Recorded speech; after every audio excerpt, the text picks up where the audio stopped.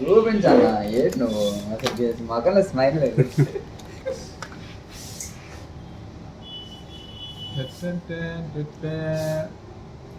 మామూలుగా కాకూడదు video. Non అయిపోయింది అయితే అంటే మన అన్బాక్సింగ్ లో ఫస్ట్ మన రెడీ చేసి ఉంచుతాం కదా కెమెరా క్వాలిటీ ఫోటోస్ సార్ ఒకసారి నించోరా.